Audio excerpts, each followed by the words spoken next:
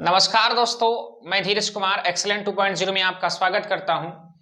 तो दोस्तों आज हम बात करने वाले हैं कक्षा 10वीं के मैथमेटिक्स चैप्टर आपका 12 का बी चल रहा है और इसमें हम 12 के बी के प्रश्न नंबर 14 को करने वाले हैं, क्योंकि इसके पहले जो प्रश्न नंबर 13 तक के क्वेश्चन दिए गए थे ये मित्र पहले से ही आपके एक्सेलेंट 2.0 पे अपलोड कर दिया गया है। यदि मित्र आप देखे नहीं है तो वहां से जाकर के आप सर्च करने के बाद वहां से आप प्रश्न नंबर 13 व इसके पीछे के जो भी आपके प्रश्न उनको आसानी पूर्वक से देख सकते हैं। तो मित्र प्रश्न नंबर 14 में क्या दिया जा रहा है उस चीज को हम लोग समझते हैं। प्रश्न नंबर 14 में दिया जा रहा है कि अगर आपके पास कोई एक वृत्त है और इस वृत्त की जो त्रिज्या है मित्र वो दी जा रही है आपको 21 सेंटीमीटर तथा उस वृत्त के केंद्र पर जो हमें एंगल बताया जा रहा है, जो आंतरिक कोण दिया जा रहा है वो आपके 60 अंश दिए जा रहे हैं। कुछ इस प्रकार से दिए जा रहे हैं मित्र, आप पहले फिगर को समझ लीजिए। ये रहा आपका कोई वृत्त और इस वृत्त के केंद्र को हम O से डिनोट करते हैं और ये कहा जा रहा है कि इस वृत्त की जो त्रिज्या है मित्र वो आपको दी जा रही 21 सेंटीमीटर। तो मान लीजिए आपका ये वृत्त है और इस वृत्त की जो त्रिज्या है आपके 21 सेंटीमीटर दिए जा रहे हैं और इस प्रकार दिया जा रहा कि अगर इस वृत्त के चापों द्वारा, यहां देख सकते ये बिंदु B माना जाए तो यहां देख सकते AB जो है वो वृत्त का चाप है और इस चाप के द्वारा वृत्त के केंद्र पर जो कोण आंतरित हो रहा है वो आपके 60 अंश के बराबर है। तो इस प्रकार से हमने ये कहा कि इन चापों के द्वारा वृत्त के केंद्र पर जो कोण आंतरित हो रहा है मित्रों वो 60 अंश के बराबर है। तो हमारे इस प्रश्न में, जो कि प्रश्न नंबर मैंने कहा 14 करके दिया जा रहा है और इस प्रश्न में 3 प्रश्न दिए जा रहे हैं। पहला प्रश्न जो दिया जा रहा है मित्र वो क्या है, उसमें आपसे पूछा जा रहा क्या कि चाप की हमें लंबाई ज्ञात करनी है। तो सबसे पहले हमें चाप की जो लंबाई ज्ञात करनी है इस चीज को ज्ञात कर लिया जाए। तो चाप की लंबाई अर्थात यहां जो हमें चाप की लंबाई होगी, इस पूरे चाप की जो लंबाई होगी वो क्या मिलेगा, तो मित्र उसको हम समझते हैं। तो सबसे पहले प्रश्न को करने से पहले या हल करने से पहले हमें प्रश्न में क्या दिया जा रहा वो चीज लिख दिया जाता है। तो यहां रहा मित्र आपका हेडिंग क्या दिया है, तो उसमें लिख सकते कि जो वृत्त की त्रिज्या है, वृत्त की त्रिज्या को हम यहां से दर्शाते हैं। मान लीजिए वृत्त की त्रिज्या स्मॉल आर इक्वल टू दिया जा रहा है क्या 21 सेंटीमीटर और इसके बाद वृत्त के केंद्र पर, वृत्त के केंद्र पर कुल कितना, तो आप देख सकते हैं कि 60 अंश का कोण बना रहा है। वृत्त के केंद्र पर 60 अंश का कोण आंतरित करता है, या हम दिखा सकते हैं कि 60 अंश का कोण बन रहा है।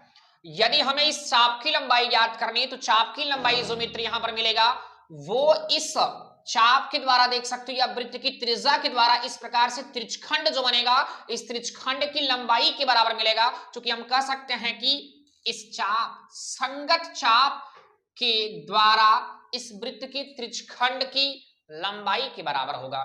अर्थात ये कह सकते हैं कि यहां पर जो चाप की लंबाई मिलेगी, जो चाप की लंबाई मिलेगा मित्र वो बराबर हो जाएगा किसके, तो यहां त्रिज्यखंड, त्रिज्यखंड यहां मिल रहा क्या BOA कह लीजिए या AOB, तो यहां लिख सकते क्या AOB के परिमाप या फिर आप परिध कह सकते हैं, परिमाप के बराबर होगा या परिध के बराबर होगा। तो इस प्रकार से हम यहां सूत्र में आपको बता चुका हूं कि त्रिज्यखंड का परिमाप क्या होता है। तो त्रिज्यखंड के परिमाप को सूत्र बताया गया थीटा बटा 360 गुणे 2 पाई r करके।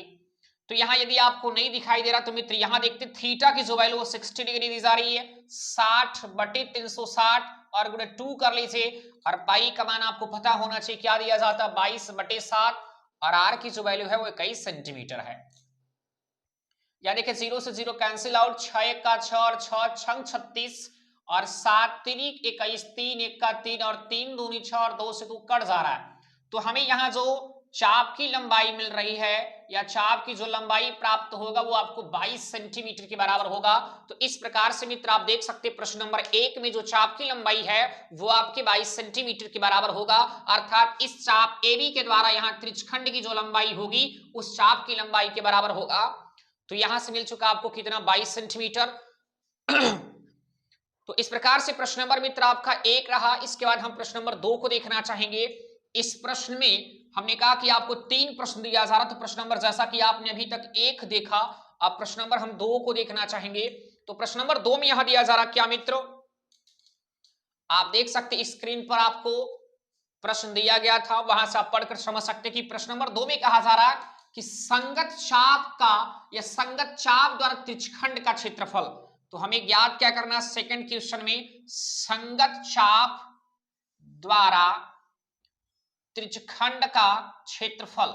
तो संगत चाप के द्वारा त्रिज्यखंड का हमें क्षेत्रफल ज्ञात करना है, ये आपका सेकंड क्वेश्चन है। तो बड़े आसानी पूर्वक से कह सकते हैं कि हमें इस चाप के द्वारा जो ये त्रिज्यखंड बनाया जा रहा है, इस त्रिज्यखंड का हमें क्षेत्रफल अर्थात इस क्षेत्र का हमें क्षेत्रफल ज्ञात करना है।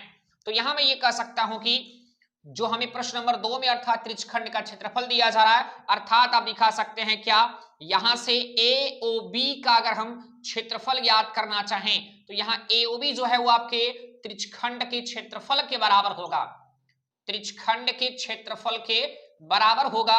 तो त्रिज्यखंड का क्षेत्रफल थीटा बटा 360 और पाई आर स्क्वायर मिलेगा।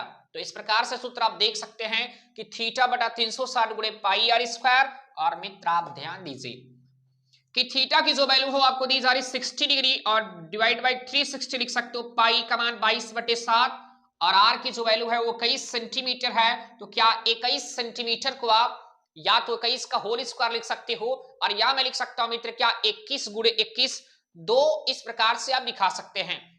तो मित्र अब इसके बाद हम देखेंगे कि अब हम यहां पर गुणा भाग करने की प्रक्रिया समझेंगे, किस प्रकार हमें करना होगा। तो इस प्रकार से आप देख सकते हैं यहां से 0 से 0 कैंसिल हो चुका है और 6 1 का 6 और 6 6 36 और 7 तिया 21 मिला आपको और 3 1 का 3 और 3 दूनी 6 और 2 1 का 2 और 11 दूना 22। यहां पर काटने की जो प्रक्रिया है या इसको सरलतम करने की जो प्रक्रिया है थोड़ा ध्यान से समझिएगा कि 0 से 0 कैंसिल आउट और 6 1 का 6 और 6 6 36 और 7 को मैंने यहाँ 21 से चूंकि 7 3 के 21 मिला और 3 1 का 3 और 3 दूनी 6 और 2 1 का 2 और 11 दूना 22। तो इस प्रकार देख सकते हैं हमें यहाँ पर जो क्षेत्रफल मिल रहा है वो क्या बचा, अंश में यहाँ 11 बचा है और 21 तो 11 गुणे 21 मिल चुका है और हर में देखिए कुछ नहीं मिल रहा है। तो यहाँ हम ये कह सकते हैं कि जो हमें त्रिज्यखंड का क्षेत्रफल मिलेगा, जो त्रिज्यखंड का हमें क्षेत्रफल मिलेगा वो आपको प्राप्त हो सकता है यहाँ गुणा करने पर क्या, तो 21 का गुणा अगर 11 में कर दिया जाए तो मित्र यहाँ मिल सकता है क्या 11 1 का 11 और हासिल आपके 1 और 11 दूना 22 और 1 23 तो 231 सेमी स्क्वायर जो कि क्षेत्रफल है। तो मित्र यहां से आपको मिलेगा क्या इसके क्षेत्रफल में। तो इस प्रकार से आप देख सकते हैं यहां पर जो हमें सेकंड वाले क्वेश्चन का जवाब मिला वो 231 सेमी स्क्वायर लिख सकते हो या वर्ग से भी लिख सकते हैं मित्र। तो प्रश्न नंबर 2 में कहा गया कि हमें केवल इस त्रिज्यखंड का क्षेत्रफल ज्ञात करना है, तो यहां से क्षेत्रफल जो मिला है वो 231 सेमी स्क्वायर कह सकते हैं या वर्ग सेमी। तो इस प्रकार से प्रश्न नंबर 3 को देखना चाहेंगे मित्र कि प्रश्न नंबर 3 में क्या दिया जा रहा है। तो प्रश्न नंबर 3 में हमें यहां शायद कहा जा रहा है, प्रश्न को देखने पर पता चलेगा, तो प्रश्न में यह कहा जा रहा कि हमें इस यहां से इस वृत्त की इस चाप के द्वारा अर्थात AB जो चाप है इसके द्वारा अगर जीवा बना दी जाए, जीवा खींच दी जाए, तो इस जीवा द्वारा इस वृत्त के वृत्तखंड अर्थात यहां जो हमें लघु वृत्तखंड बनाया जा रहे हैं इसी लघु वृत्तखंड का क्षेत्रफल ज्ञात करना है। तो यहां कह सकते हैं कि संगत चाप के द्वारा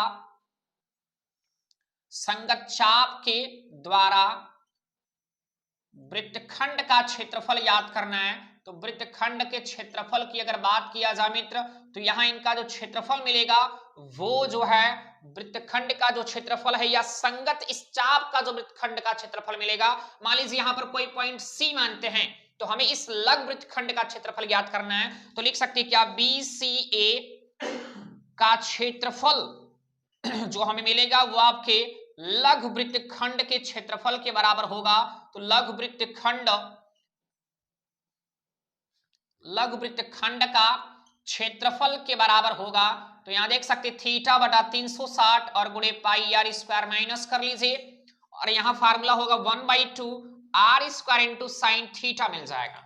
तो इस प्रकार से मित्र अगर आप चाहें और भी आसानी पूर्वक से हल करने को लेकर के तो यहां से आप समझ सकते हैं कि यहां सभी थीटा की जैसे वैल्यू जो दी जा रही रख दीजिए 60/360 और पाई का मान 22/7, आर का मान 21 दिया जा रहा है। तो यहां लिखेंगे 21 गुणे 21 कर दीजिए माइनस 1/2 और आर की जो वैल्यू है वो मिला है कितना 21 गुणे 21 कर लीजिए और यहाँ साइन 60 क्योंकि साइन 60 मिल सकता है, क्योंकि यहाँ थीटा का जो मान है वो आपको मिलेगा मित्र कितना 60 अंश। और एक चीज देखिए ये चीज जो है इसकी वैल्यू हमने अभी देखा या त्रिज्यखंड के क्षेत्रफल में देखा कि जो भी मिला यहाँ पर हल करने पर 231 मिला, तो यहाँ जो इसका क्षेत्रफल मिलेगा या कह सकते हो वृत्तखंड का जो क्षेत्रफल होगा वो 231 माइनस कर दिया जाए और अगर इनको हल करने की बात करें तो देखिए यहां से 21 का वर्ग करेंगे 441 मिलेगा और इसके बाद sin 60 अंश का मान √3 और बाई 2 मिलेगा। तो देखिए ये 2 पहले से और 2 का उसका मल्टीपल करेंगे 2 2 4 मिलेगा। तो यहाँ लिख सकते हैं क्या 231 माइनस 441 करने में 3 और बटे 4। इस प्रकार से आप इतना ही क्षेत्रफल दिखा सकते हैं। तो यहां से कहा जा सकता है मित्र कि यहाँ पर जो हमें इस संगत चाप के द्वारा जो वृत्तखंड का जो क्षेत्रफल है वो आपको 231 माइनस 441 करने में 3 बटे 4।